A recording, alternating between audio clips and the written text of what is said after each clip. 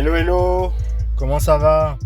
Pourquoi j'ai fait un petit plan derrière? Vous le saurez très vite. Pourquoi j'ai fait ce petit plan de mes produits derrière? J'espère que vous allez bien. Je vais vous donner 5 raisons, pas 5 raisons, 5 idées qui vous permettront d'augmenter la rentabilité de votre entreprise. Mais avant ça, si vous n'êtes pas abonné, abonnez-vous à la chaîne. Et c'est parti. La première chose que vous devez faire si vous voulez améliorer la rentabilité de votre entreprise, c'est tout simplement améliorer votre produit. Si vous améliorez votre produit, plus vous avez un bon produit ou un bon service, plus vous vendrez justement ce produit, plus vous développerez votre chiffre d'affaires, plus vous augmenterez vos revenus, tout simplement. Ayez un bon produit, améliorez votre produit. Si votre produit a quelques failles, écoutez bien vos clients. Il vous donnera beaucoup d'indices sur les sources d'amélioration de votre produit. La deuxième chose, pour pouvoir augmenter votre chiffre d'affaires et votre rentabilité surtout, pour moi c'est le plus important, c'est réduire les coûts. Réduire les coûts. On ne demande pas de réduire les coûts au détriment de la qualité. On ne demande pas de réduire les coûts pour proposer un service de merde ou un produit de merde. Réduire les coûts, c'est quoi? Enlever les coûts inutiles. Si vous avez par exemple 3 employés, un employé qui fait la tâche X, un employé qui fait la tâche Y et un employé qui fait la tâche Z, pourquoi ne pas avoir un employé qui fait la tâche X, Y et Z dans la limite de ses compétences, bien évidemment. Pourquoi ne pas? Voilà, que de payer, par exemple, vous allez payer 3 personnes à 300 000 francs, alors que vous pouvez payer quelqu'un à 100 000 francs qui peut faire le même travail dans le même temps défini. Donc, c'est à vous de bien évaluer quelles sont les ressources que vous avez pour justement développer votre produit, votre service. Donc, ne dépensez pas inutilement. Ne faites pas des campagnes marketing hasardeuses. Des trucs genre, ouais, je vais faire le lancement. Vous n'avez pas besoin de ça, de faire le lancement de ma marque.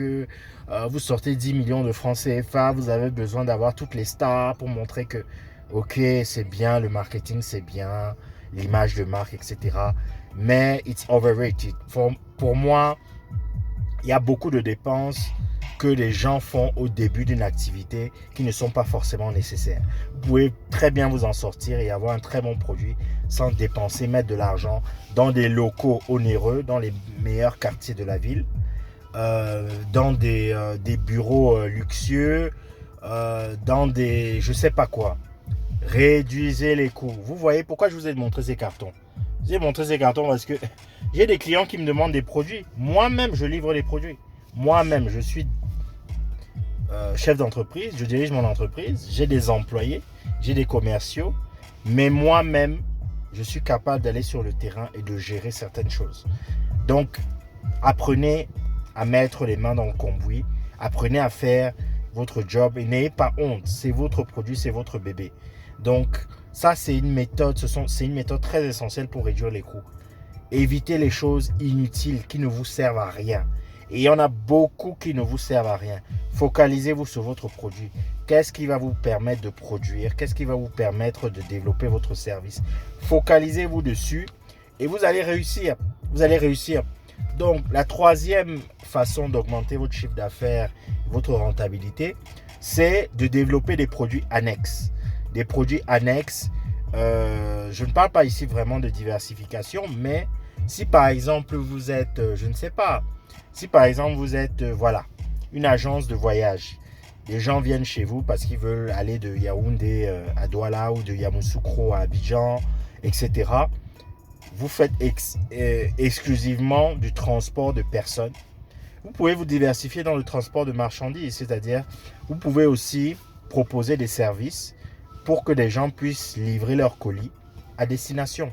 C'est un moyen de développer d'autres sources de revenus. Voilà. Si vous êtes un, je sais pas,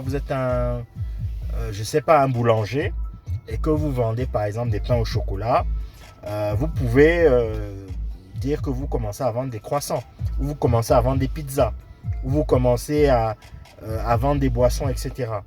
Voilà.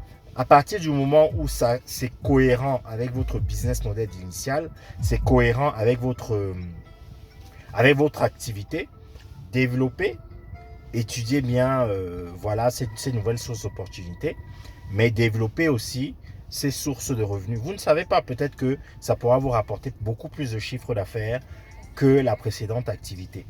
La quatrième chose qui est importante, c'est développer votre vision et votre culture d'entreprise.